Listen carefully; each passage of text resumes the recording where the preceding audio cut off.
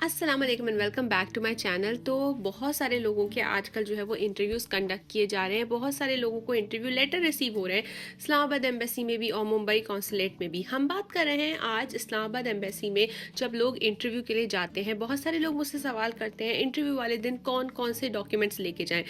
इसकी बहुत जो है आप खुद भी लिस्ट बनाते हैं, आपको इंटरव्यू लेटर पे भी अपडेट मिलती है कि कौन से डॉक्यूमेंट्स लेके आने हैं। travelstate.gov की वेबसाइट पे भी होती है। इन जनरल मैं आज आपके साथ डॉक्यूमेंट डिस्कस करूंगी जो आपके पास इंटरव्यू डे वाले दिन मौजूद होने चाहिए। Let's start with that.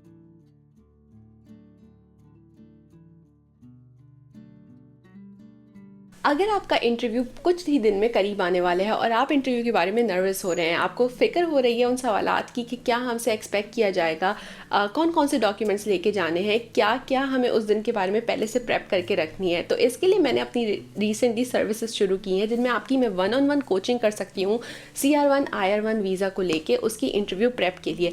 अगर आप इसमें इंटरेस्टेड हो तो आप मेरे डिस्क्रिप्शन में जाके गूगल फॉर्म फिल कर सकते हैं और फिर वहाँ पे अपना सेशन बुक कर सकते हैं, जिसमें मैं आपके साथ वो क्वेश्चन शेयर करूंगी PDF के फॉर्मेट में, और मैं आपके साथ अपने एक्सपीरियंस को शेयर करूंगी और मैं आपको उन सवालात या उन प्रिपरेशन के बारे में बता सकती हूँ जो आपके लिए हेल्पफुल होंगी आपके बिग डे के लिए। तो अगर आप इसमें इंटरेस्टेड हो तो प्लीज़ गूगल फॉर्म को ज़रूर चेक कीजिएगा जो कि मेरे डिस्क्रिप्शन में मौजूद है। Now let's get back to the video. Islamabad embassy की बात कर रहे हैं हम। CR1 IR1 visa, spouse visa का जब केस होता है तो आप शुरू से I-130 के टाइम से डिफरेंट स्टेजेस पे डिफरेंट डॉक्यूमेंट्स अपलोड कर रहे होते हैं और आप तैयारी करते हैं। फिर फाइनल इंटरव्यू डे आता है तो बहुत सारे लोग फिक्रमंद होते हैं कि जी फाइल बनाई जाए, उसमें कौन से डॉक्यूमेंट रखे जाएं, कौन से छोड़े जाएं। तो इन जनरल मैं आपके साथ एक लिस्ट शेयर करूंगी जिससे आप क्रॉस चेक कर सकते हैं कि आया आपने अपनी तमाम चीज़ें अपने इंटरव्यू डे के लिए रख ली हैं या नहीं रख ली हैं। लेकिन मैं ये बता दूं कि कुछ चीज़ें आपके केस के लिए एक्सेप्शंस होती हैं कि जी आपका पर्टिकुलर केस ऐसा था कि जिसमें कोई खसूसी चीज़ चाहिए जो जनरल लिस्ट में शामिल नहीं है, तो उनका ख्याल रखना खुद आपकी जिम्मेदारी है, उनका ध्यान रखिएगा। सबसे पहले हम ये बात करेंगे कि जब आपको इंटरव्यू लेटर रिसीव होता है तो उस इंटरव्यू लेटर के ऊपर ये लिखा होता है what to bring to the interview. तो वहाँ पे भी आपको एक लिस्ट दी जाती है कि जी ये चीज़ें आपके पास इंटरव्यू डे में मौजूद होनी चाहिए। इसके साथ साथ travelstate.gov की एक बहुत ही यूज़फुल वेबसाइट है जिसपे पूरी तरीके से इंस्ट्रक्शंस मौजूद हैं कि आपके पास कौन कौन से डॉक्यूमेंट्स होने चाहिए। मैं आपके साथ वहीं से जो है वो अपनी लिस्ट शेयर करूंगी और आपके साथ इन दी एंड रेफरेंस के तौर पे उसका लिंक भी दे दूंगी ताकि आप खुद भी वहां से चेक कर सकें। सबसे पहले जो सबसे इंपॉर्टेंट चीज़ है जो आपके पास होनी चाहिए और उसकी मल्टीपल कॉपीज़ होनी चाहिए वो ये है a copy of your NVC interview letter. जो इंटरव्यू लेटर आया है वो ऐसे काम करेगा जैसे कोई टिकट होता है कहीं एंट्रेंस के लिए, हर जगह वो आपसे एम्बेसी में मांगा जाता है। तो इंटरव्यू लेटर आपके पास लाजमी होना चाहिए, उसके साथ साथ उसकी मल्टीपल कॉपीज़ होनी चाहिए ताकि आप उन्हें दे सकें। इंटरव्यू लेटर बहुत सारे लोग पूछते हैं क्या मेल में आता है, क्या ईमेल में आता है। तो इंटरव्यू लेटर जो है वो पिटिशनर और बेनिफिशरी दोनों की ईमेल में जो है वो आता है NVC की तरफ से। इसको रखना बहुत ज़रूरी है। इसके बाद अनएक्सपायर्ड पासपोर्ट इंटरव्यू डे पे आपके पास होना चाहिए।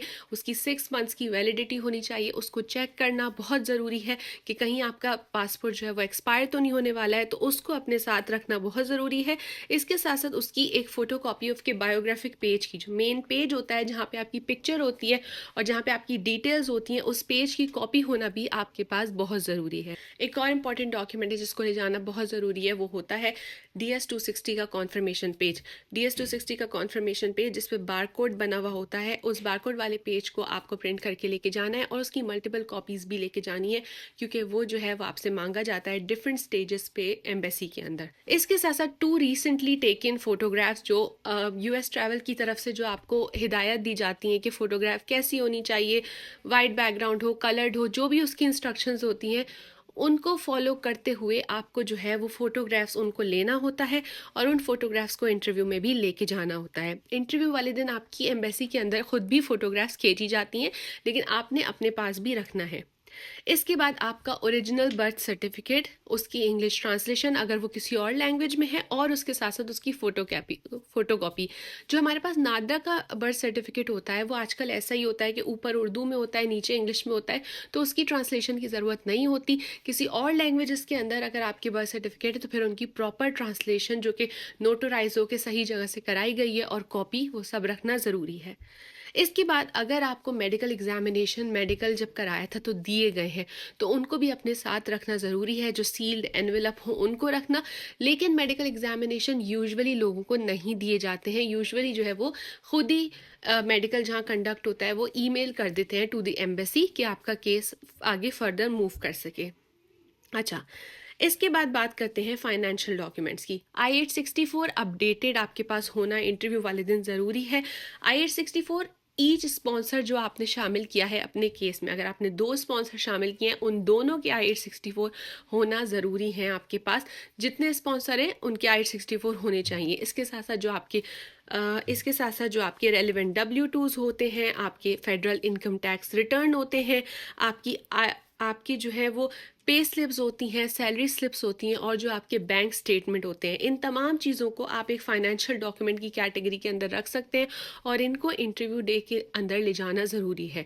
एक और चीज़ का ख्याल रखिएगा कि लोग अपडेट करते हैं I-864 तो पुराना I-864 सोचते हैं कि उसकी ज़रूरत नहीं है, लेकिन आपको पुराना भी और नया भी दोनों जो है वो इंटरव्यू डे में लेके जाने हैं।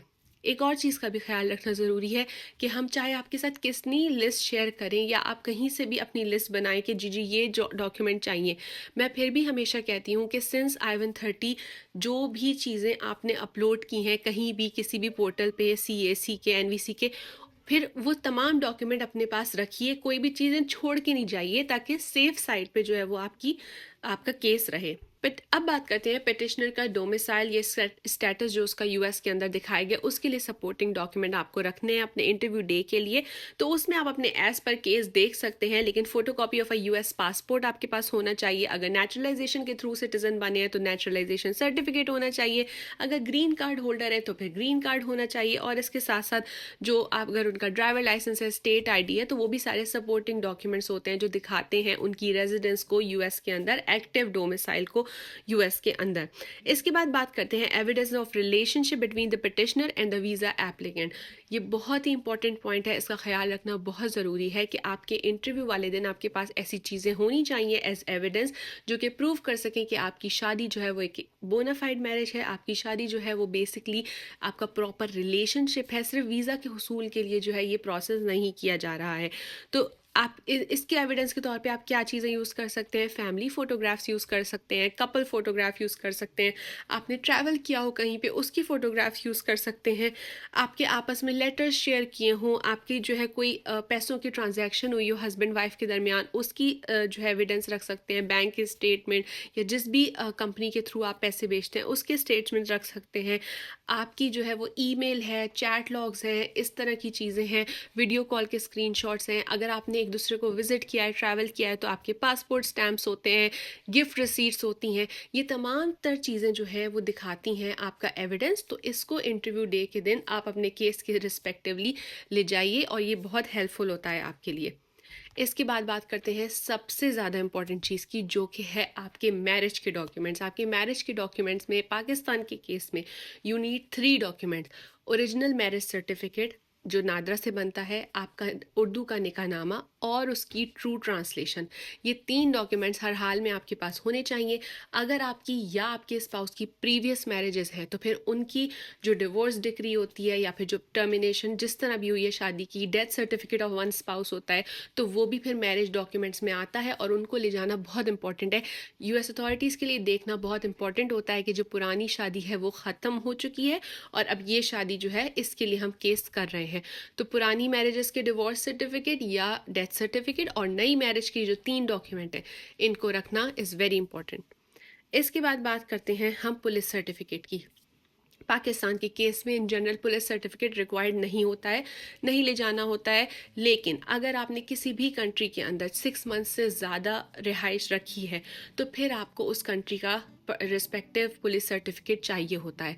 बहुत सारे लोग कहते हैं कि हमें पता है, हमने कहीं रहे भी नहीं है, लेकिन जब हमने I-130 फाइल किया था तो हमने पुलिस सर्टिफिकेट सबमिट करवाया था। तो उनको मैं यही रेकमेंड करती हूँ कि क्योंकि आप एक दफ़ा उसे सबमिट करा चुके हैं एज अ डॉक्यूमेंट, तो इट्स बेटर कि आप इंटरव्यू में उसे ले जाएं। एक हार्ड कॉपी उसकी रख लें अपने पास, तो कोई सिंपल सी चीज़ है, लेकिन अब आपने जमा करा दिया था तो फिर ले जाएं, but in general it's not needed. तो ये कुछ डॉक्यूमेंट्स थे, ये एक जनरल सी लिस्ट थी IR1 CR1 वीज़ा के केसेस में। स्पाउस वीज़ा के केसेस में पाकिस्तान के अंदर जब आप इंटरव्यू डे में जा रहे हो तो ये चेक लिस्ट है जिसको क्रॉस चेक कीजिए। अगेन, अगर आपके केस से रिलेटेड कोई एक्सेप्शनल डॉक्यूमेंट चाहिए हो तो उनका ख्याल रखना भी आपकी जिम्मेदारी है। किसी भी डॉक्यूमेंट को छोड़ के नहीं जाएं।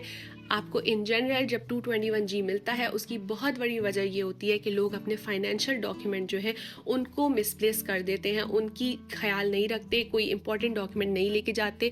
तो फाइनेंशियल डॉक्यूमेंट्स आपके स्ट्रॉन्ग होने चाहिए और इन सब चीज़ों का ख्याल रखते हुए आप जाएंगे तो इंशाल्लाह ताला आपका इंटरव्यू स्मूथली प्रोसेस हो जाएगा। मुझे उम्मीद है आपको इस वीडियो से कोई फ़ायदा हासिल हुआ हो। अपना बहुत ख्याल रखिएगा। अल्लाह हाफिज़।